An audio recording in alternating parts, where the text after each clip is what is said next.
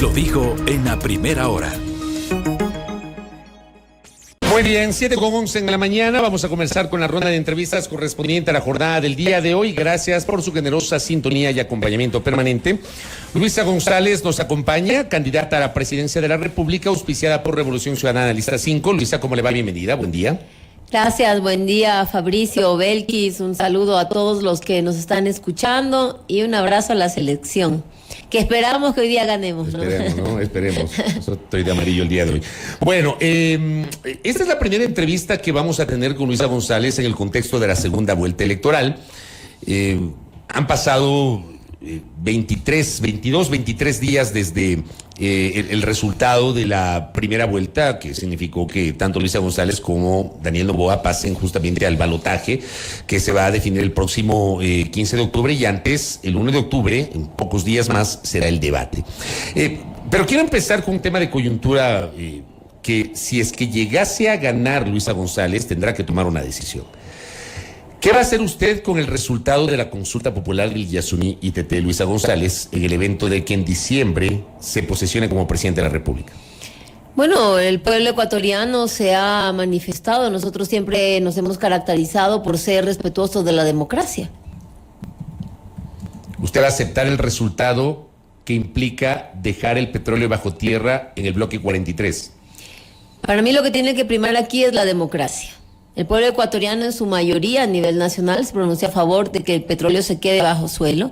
Entiendo que hay algunas protestas de parte de la provincia donde perdió el sí. Lo de Orellana, pero eso ya no es competencia nuestra, sino que no sé si están llevándolo ya en la Corte Constitucional.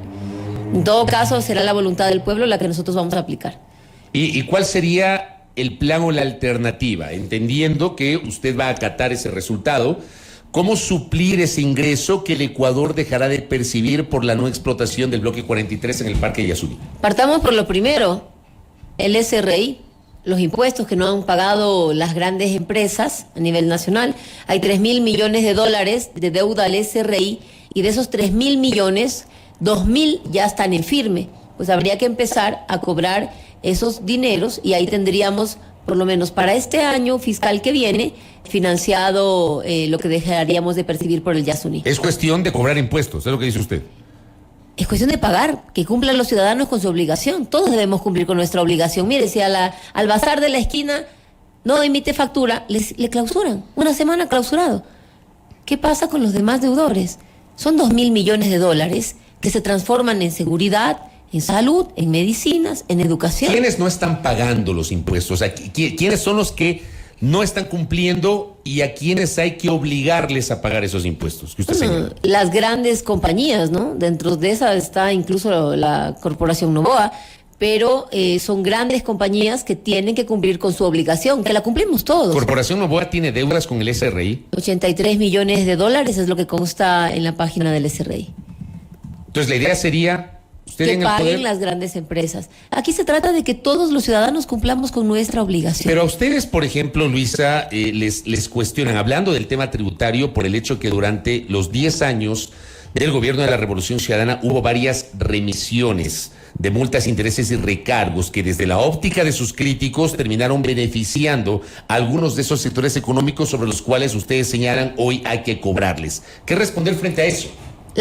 Nosotros hicimos remisiones en una situación en la que íbamos potenciando a un sector económico, la industria que empezaba a levantarse, que empezaba a producir. Sí, lo hicimos, siempre y cuando dejábamos afuera los derechos laborales. Ojo, nosotros podíamos hacer la remisión de deudas después de que pagaran las utilidades a los empleados, siempre protegiendo el derecho de los empleados.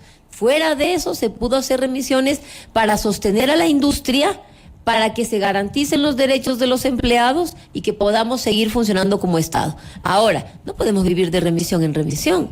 Si ya se hizo en la Revolución Ciudadana hace, serán unos 10 años atrás aproximadamente, pero se volvió a hacer hace 4 años atrás, si mal no estoy, cerca de 6.000 millones de dólares en el periodo de Lenín Moreno.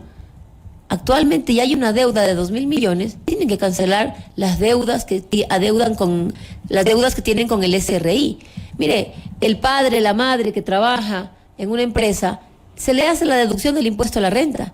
Pagamos nuestros impuestos. Pues asimismo todos tenemos que pagar los impuestos. Es nuestra obligación ciudadana, porque eso es lo que se ve luego transformado en obras, en las obras que necesitamos, en el equipamiento para la policía, que hay que fortalecerla, en las unidades educativas del milenio, en los niños que tienen que volver a clases. Cerca de 200.000 niños y jóvenes salieron del sistema educativo y nunca más volvieron. ¿Dónde están esos niños y esos jóvenes? Los impuestos sirven para que todos podamos tener una convivencia en paz, armónica y digna dentro del Estado. Correcto, Luisa. Yo me quiero enfocar ya en este tramo en el camino hacia la segunda vuelta electoral. La campaña formal está por empezar el próximo 24 de septiembre. No obstante, así como usted, Daniel Noboa, ya han mantenido apariciones públicas, encuentros, entrevistas, y yo diría que de alguna manera la tónica en este tramo respecto de ambos binomios han sido los cuestionamientos por diferentes expresiones que se han hecho públicas, tanto de su parte como de Daniel Noboa. Ahora mismo, y sin ninguna mala intención por si acaso, revisando la interacción en nuestra transmisión a través de las redes, por ejemplo, le dicen que Luisa se vaya a Venezuela. Y esto a propósito de estas últimas declaraciones. Bueno, si es a las Islas Margaritas, yo estoy encantada. En un medio de comunicación. Me hace falta vacaciones. ¿Qué decir, Luisa, respecto del manejo como tal en este tramo del proceso? Sí, bueno, a ver, los que quieren que vaya a Venezuela, yo encantada me voy a las Islas Margarita. A ver, en realidad aquí me faltó a mí precisar que yo me refería estrictamente a las condiciones de supervivencia física. ¿Qué significa condiciones de supervivencia física? Mire, yo me acabo de quitar el chaleco antibalas al llegar aquí. Tenemos que hacer campaña con seguridad, con chaleco antibalas, con las Fuerzas Armadas que ya se integran a darme la seguridad, por amenazas contra nuestra vida.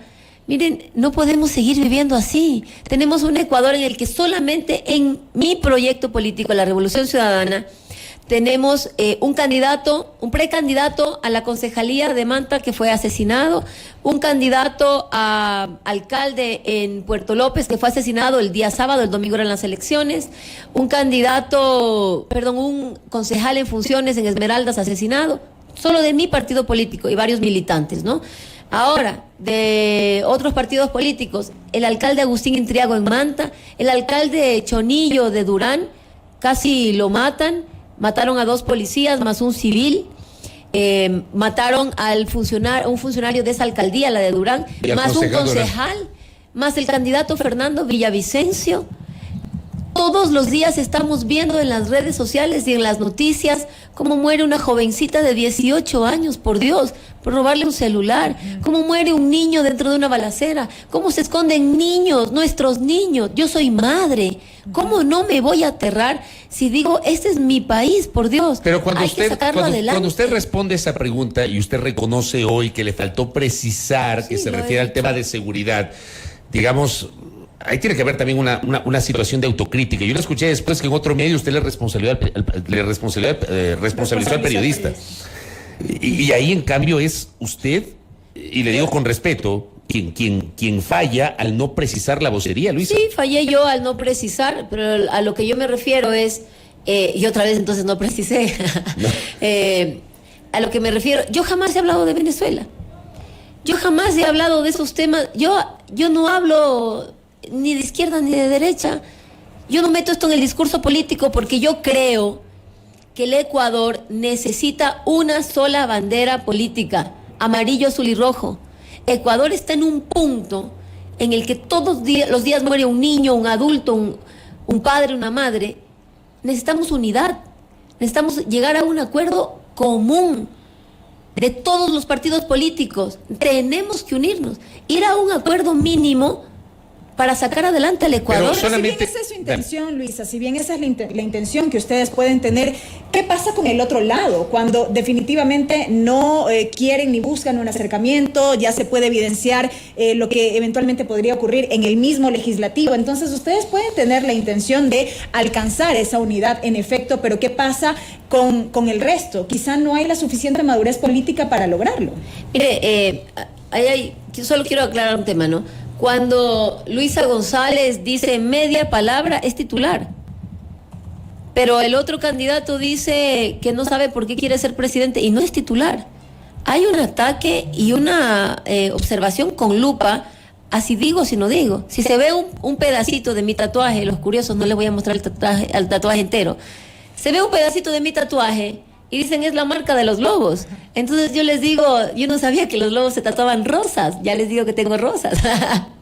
Entonces es lo mínimo, es con lupa y ya eso se da para una ola de ataques, de mala información.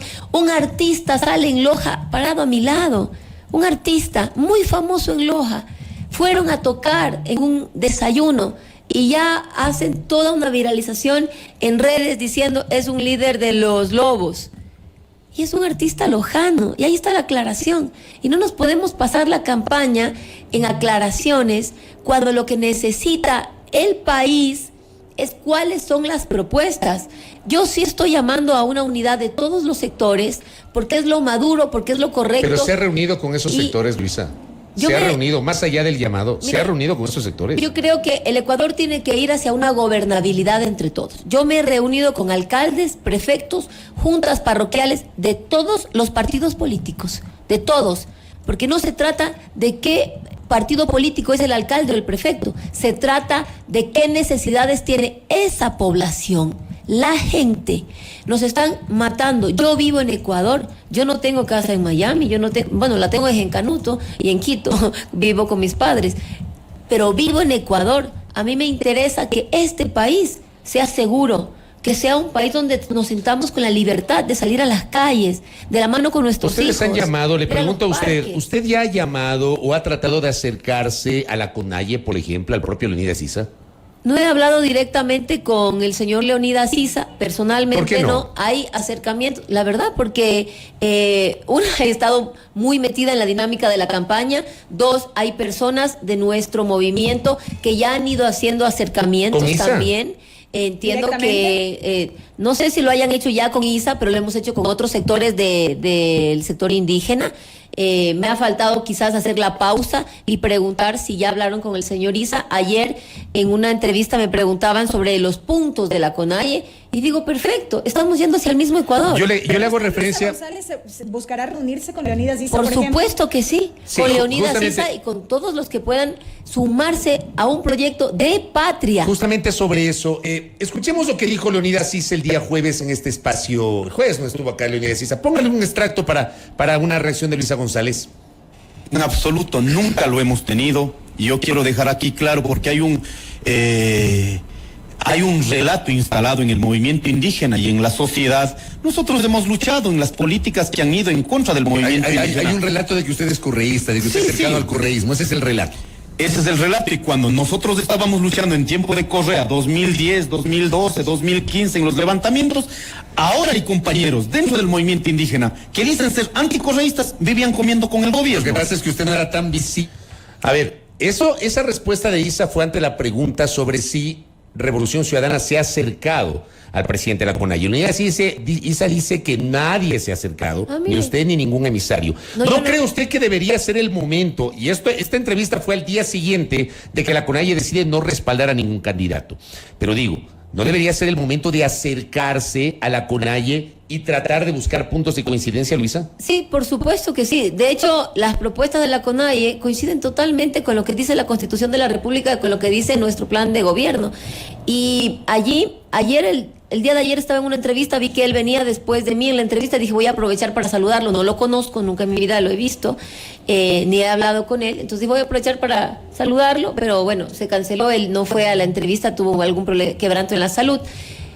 Pero sí, es momento de hacer un acercamiento, tal vez eso es momento también de hacer la pausa, después de ver los planteamientos de la CONAIE, son los mismos planteamientos que he venido proponiendo, tenemos coincidencia, el garantizar los derechos de los ciudadanos, el sacar adelante un país. Aquí hay que ponerse una sola bandera. Aquí no se trata de lo que yo quiero o quiere el otro. Aquí se trata de lo que 18 millones de ecuatorianos necesitamos para salir adelante. Usted dice, voy a hacer una pausa. Usted va, le pregunto puntualmente, ¿va a acercarse a la CONAIE? Sí, yo no tengo ningún problema. ¿Cuándo lo va a hacer? Bueno, no lo sé, hoy día tengo una agenda tremendamente a full. No, es que eso no se hace de un momento a otro, sí, pero digo, supuesto. ¿En el derrotero tienen más o menos una idea de cómo acercarse a la CONAIE? Bueno, será hacer un llamado a una reunión en conjunto, a ver puntos en común. Mire, la CONAIE puede hablar con la Revolución Ciudadana como puede hablar con el otro candidato. El punto aquí es que quien gane la presidencia de la República tiene que llegar a un acuerdo común con todos los sectores, primero para poder sacar adelante un plan de gobierno y sacar adelante al país garantizando derechos que ya están en la Constitución. Y hablar con otros sectores del centro hacia la izquierda, los sectores considerados más progresistas, organizaciones políticas, pero también organizaciones sociales. Industria, comercio, industria es fundamental. Yo he venido hablando con la industria también. Necesitamos fortalecer la industria nacional, créditos productivos, baja tasa de interés. ¿Por qué? Porque así yo protejo también el empleo, llegar a exportar nuevamente nuestros productos ecuatorianos, las campañas de primero lo nuestro son fundamentales. A la calle no podemos salir ni ricos ni pobres en paz. Y eso no obedece a una bandera política. La sociedad civil organizada, con todos, no solamente la CONAIE. El sector sindical, Luisa. También, con los sindicatos tenemos que juntarnos. Yo no he recibido ningún pedido de reunión, sí con gremios de médicos, maestros. Pero usted no debería acercarse al CUT, por ejemplo, o a los sindicatos. Sí, quizás sí, mientras también veamos que tenemos posturas en común, ¿no? Y ahí, siempre y cuando la agenda sea de país, no una agenda particular. Cuando hablamos de un frente de trabajadores, hablamos de proteger los derechos del 100% de los trabajadores y no solo de un sector, ¿no? Cuando yo hablo garantizar el derecho al empleo en el sector salud, dándoles el nombramiento definitivo, lo mismo tiene que aplicar para los otros sectores, lo mismo tiene que aplicar para educación. ¿Sí? Garantizar, porque la estabilidad que les da el nombramiento definitivo, cuando además es un requerimiento permanente, legalmente corresponde, es garantizar el empleo a todos los ecuatorianos. Yo le pregunto, que están dentro del sector público. El tema de los sindicatos, porque ayer hubo un pronunciamiento del FUD. Tenemos el pronunciamiento del FUD a la mano. Pongámosle un cachito para que escuche también la candidata Luisa González. Próximas horas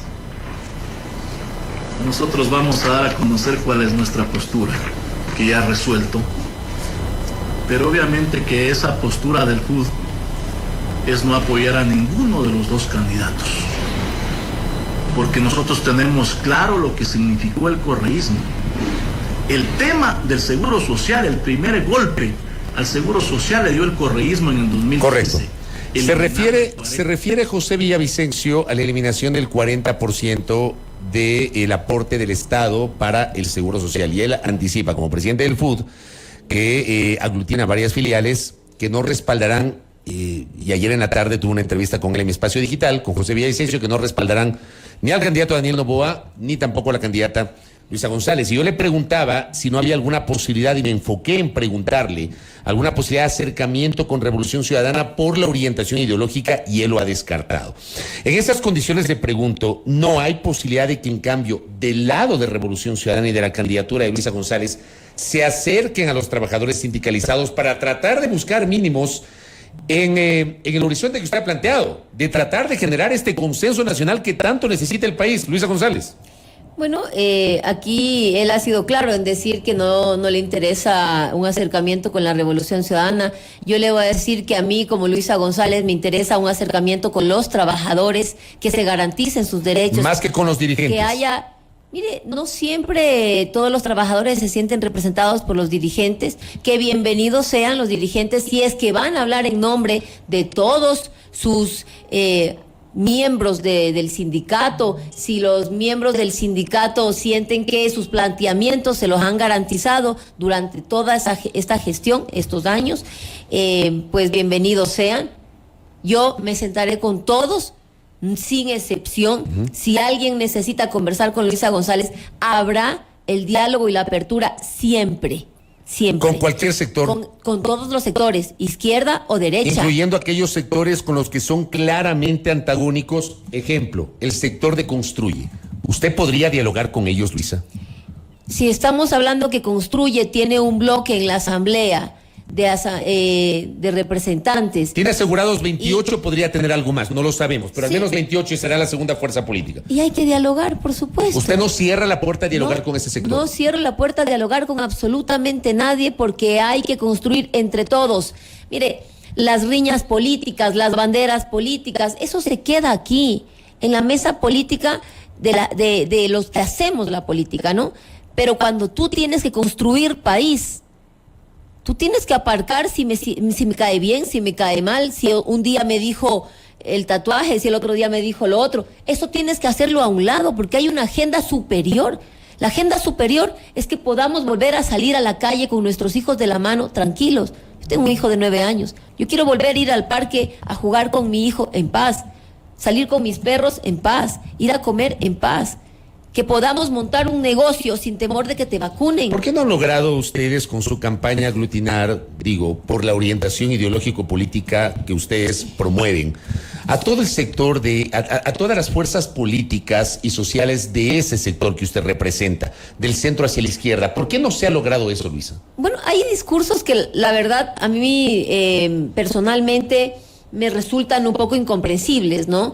El FUD dice que no se reúne con la Revolución Ciudadana por el 40% que se le quitó al IES. Y yo le puedo responder, el 40% que le quitamos al IES, ok, vamos a ver que mientras se quitó ese 40% al que se refiere, se construyó el Hospital del Sur en Quito, el Hospital Calderón en Quito, del IES, ¿no? Había equipamiento, había médicos, había medicinas, había préstamos quirografarios, préstamos hipotecarios, la gente se endeudaba para comprar sus casas.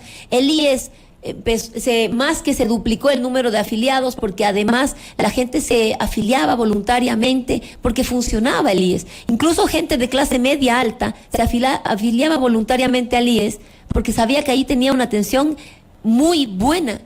A ese punto llegamos con el IES. Analicemos prácticamente, sin odios, sin pasiones, dejando a un lado apreciaciones personales, intereses personales. Analicemos técnicamente qué fue el IES en la Revolución Ciudadana y qué es el IES el día de hoy. El día que aterricé en Quito, que venía de Loja, se me acercó un médico del IES en el aeropuerto y me dijo, rescaten el IES, por favor, se nos están muriendo los niños.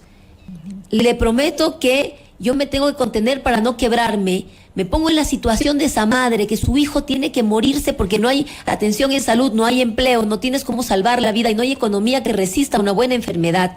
Entonces, tú dices, ¿cómo dejaron destrozar así el sistema de salud? ¿Hacia dónde vamos? Hacia recomponer un país, y eso no puede ir por una agenda política. Cuando dice, yo no me voy a sentar con el correísmo por el IES. Dios, sentémonos entre todos, por favor, porque ahorita ya no hay ni siquiera medicinas, ya no hay ni siquiera paracetamol. Tenemos que levantar este país. La fórmula del desastre es la división y la fórmula del éxito es el trabajo en equipo, en conjunto. Ecuador necesita sanar, Ecuador necesita dejar los discursos de odio, Ecuador necesita unidad. Así es, el odio nos ha traído aquí. Correcto. El país necesita sanar realmente. Luisa, de otro lado, tras valorar la campaña en primera vuelta, yo le consulto, ¿qué será fundamental potenciar en esta segunda vuelta para lograr captar el voto de los indecisos, el voto de quienes se decantaron por otras opciones en la primera vuelta electoral? ¿Y cuál será también el protagonismo de su compañero de fórmula, Andrés Arauz? Bueno, nosotros estamos llevando al conocimiento de los ciudadanos con claridad cuál es el programa de gobierno, la visión de país que tiene la Revolución Ciudadana, que es una visión de derechos, como lo dice la Constitución de la República, ni más ni menos que eso, salud, y educación públicas de calidad y gratuita, fortalecidas con el presupuesto y el personal necesario para que funcionen. La gente en el centro del Estado, la seguridad que pasa por volver a fortalecer a la policía. No puede ser posible que envíen a un policía a combatir a la delincuencia sin armamento, sin chaleco antibalas, sin municiones. También son padres, también son hijos, también son hermanos. No los pueden enviar desprotegidos a luchar contra la delincuencia. Entonces necesitamos una fuerza pública fortalecida. La gente debe conocer y contrastar realmente qué le están ofreciendo cada uno de los candidatos y, más allá de eso, quién realmente te va a cumplir lo que te ofrece. ¿Cuánto se va a destinar para seguridad, por ejemplo, que es la principal preocupación que tenemos los ecuatorianos? Sí. ¿Cuánto y cómo? $500 millones es lo que tenemos planificado invertir. ¿De dónde saldrá esa plata? De la Reserva Internacional, que traeríamos 2.500 millones de un tramo de la Reserva. 500 van a seguridad, aproximadamente 78 millones van a la reposición de vehículos, motos y autos para la policía, y un aproximado de 84 millones iría a lo que es equipamiento, armamento, municiones, chalecos antibalas, equipos de comunicación. Luego hay que arreglar UPCs, VCs. Habrá que ponerle ahora vidrios antibalas. ¿Se puede usar esa plata que usted está señalando? Porque eso también ha generado controversia, y de hecho el candidato, su adversario, Daniel Noboa, también ha mencionado el uso de recursos de la Reserva Internacional. Pero le pregunto, ¿se puede usar esa plata? ¿Esa plata es para la disponibilidad del manejo de lo público, Luisa? Hay tramos allí. Hay tramos que le pertenecen a los depositantes de la banca, hay tramos que están en oro, en derechos especiales de giro, y hay un tramo que nos pertenece a todos los ecuatorianos, que es un tramo que debe servir incluso para los gobiernos autónomos, para las alcaldías, las prefecturas, las juntas parroquiales, para que hagan sus obras. La Reserva Internacional históricamente, en promedio, nunca ha pasado de $4.000 millones, en promedio. Ahora pues superó los 8.000, supuestamente ya está alrededor de los 7.000. Sigue habiendo ahí un tramo que podemos usar en la vida de los ecuatorianos, en volver a reactivar la economía, en el crédito productivo para la industria. O sea, se entiende que hay un tramo de la Reserva Monetaria que no se puede utilizar.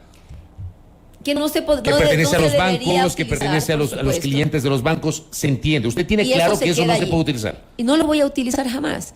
Nunca lo hemos topado, de hecho. Por eso la reserva siempre estuvo en nuestro periodo, fluctuó, ¿no? Hubo meses en los que estuvo en 6.000 millones, 5.000, 4.000, pero en promedio estuvo en $4.000 millones. La dolarización se sostiene.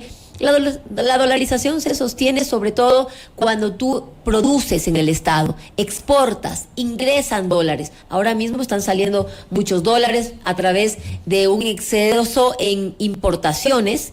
Debemos ir hacia la industria nacional. Proteger la industria nacional es proteger el empleo, que es lo que vamos a generar. Luisa, lo último de mi parte, insisto en mi pregunta, el protagonismo de su compañero de fórmula en este tramo, Andrés Arauz. Estaba olvidando de responder esa parte. Sí, Andrés ha estado haciendo entrevistas en territorio. De hecho, ya les avisaremos, haremos algunos temas en conjunto nuevamente. El día de ayer nos hemos reunido con el Banco Mundial también. No se han hecho públicas esas fotos, me falta que publiquen eso. Estuvimos juntos con Andrés, reunidos con el Banco Mundial, viendo ya las líneas de inversión en el país. Hay 150 millones que están por aprobarle para Ecuador, para inversión en infraestructura. Allí tendríamos cubiertas ciertos tramos de la red vial, además, infraestructura urgente, el puente en Puerto Quito, entre otras obras, el socavón en Sucumbíos, que afecta a varias provincias de la Amazonía, varias obras. Hay 150 millones allí. 150, 190 millones que son para lo que es todo lo que es educación, 500 millones para lo que es el bono, que habrá que hacer también un análisis nuevo de quiénes están recibiendo el bono y a quienes les han quitado. Hay adultos mayores, madres con niños pequeños que les han quitado el bono, pues hay que ver quién merece ese bono también. Entonces, esa reunión con el Banco Mundial la tuvimos ayer con Andrés. nosotros seguimos trabajando, tenemos algunas reuniones adicionales a nivel internacional que vamos a seguir haciendo en conjunto y algunas de forma independiente porque yo estoy en territorio, entonces Andrés irá en mi representación. Luisa, lo último, usted ya tiene un primer bosquejo de lo que podría ser su equipo de gobierno si llega a ganar las elecciones. Lo tengo y no lo voy a decir públicamente. Eso le iba a todavía. preguntar, ¿cuándo lo va a presentar? ¿Lo va a presentar en algún momento, tal vez antes del 15 de octubre, o no lo va a hacer antes de las elecciones? No lo voy a hacer antes de las elecciones, porque hay temas que yo sigo analizando hasta que no esté en definitivo, porque hay que ver hojas de vida técnicamente, experiencia, conocimiento, que no tenga la balanza inclinada hacia un sector, eso es fundamental. Por ejemplo, en agricultura, ¿no? En el MAGAP, quien vaya a presidir el MAGAP no puede ser juez y parte, es decir, no podría ser un exportador de productos agrícolas cuando hay un reclamo y una necesidad del sector productor. Entonces, la balanza se inclinaría hacia un lado, por lo cual necesitamos gente con capacidad, con experiencia, pero sin compromisos particulares. Luisa González, gracias por el tiempo, muy amable. Muchas gracias a ustedes. Gracias a la candidata presidencial Luisa González. Se nos quedan algunos temas en el tintero y habrá oportunidad de seguir conversando con ella en el desarrollo de esta campaña rumbo a la segunda vuelta electoral del próximo 15 de octubre. 7:41, pausa aquí en A Primera Hora. Primera plana. Todas las noticias, todas las voces.